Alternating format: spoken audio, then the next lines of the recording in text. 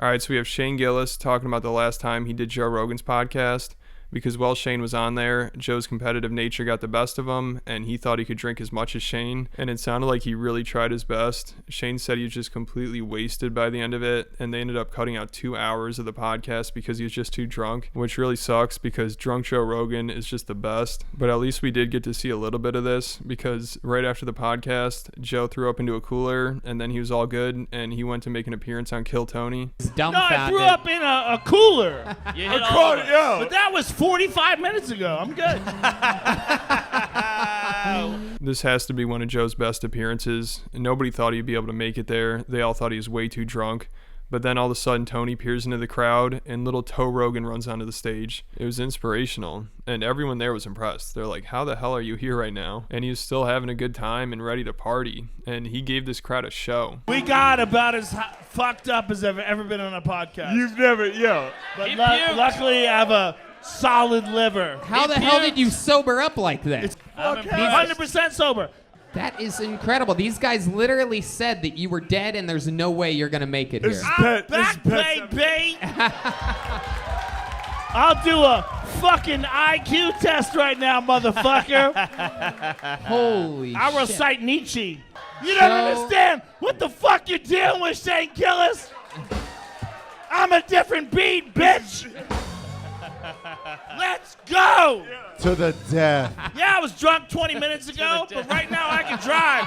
Let's fucking dude. go. You were dead. But I wasn't. You were dead. You misunderestimated me like Kamaru Usman misunderestimated Leon Edwards, motherfucker. I did not believe this. In the last minute. Let's fucking go! I would have thought we'd see Norm Macdonald before Joe Rogan tonight. This is crazy. Let's do a fucking puzzle, okay? Let's play poker, motherfucker. See, this is a legendary performance right here, and it shows how much of a competitor Joe is. He's like 20 years older than Shane. Shane's like a frat guy, and he thought he could drink as much as him. And you could tell Joe went for it. Right here, he's still completely wasted. I can't imagine what he was like on that podcast. That would have been great to watch. It sucks they had to edit that out. It sounded like once Jamie broke out the beer bong, it was just all downhill from there. Apparently, Joe just has one sitting around in his podcast studio. Well, of course he does. I mean, if you're going to be the biggest podcast in the world, you better have a funnel laying around. If you don't, you're not prepared. And it's funny how that podcast ended because they're just in the middle of a conversation. They don't even like conclude the podcast or anything because it continued to go, but they just ended up editing out the rest of it. But you just hear the music start playing, and Ari's like, all right, let's get the funnel out. It was even a bet. I'm trying to plan. I was thinking about Notre Dame. I'm trying to plan it in his head. I think this conversation needs a new funnel. A new funnel? A new eagle? Another one? Okay, let's go. So Shane was doing some Barstool podcast the other day, and he was talking about this.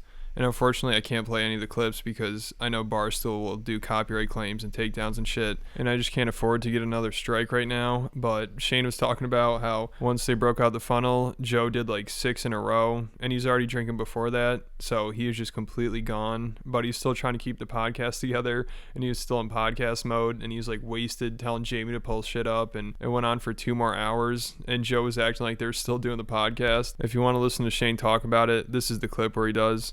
And, you know, I'm sure Bert Kreischer was really jealous about this story because he's probably like, why doesn't Joe ever challenge me to a drinking competition? Which maybe he has before. I know they're drinking a little bit on the last podcast, but I don't think he's anywhere near this kind of level. Hopefully we see it again. I'm glad he's friends with Shane because it sounds like he brings out the best in Joe. And we almost got one of the best Joe Rogan Experience episodes ever. And we got his legendary appearance on Kill Tony. And let's hope that Joe keeps up his competitive drive and he tries to redeem himself sometime and challenges Shane to another drinking competition. I think everybody would love to see that.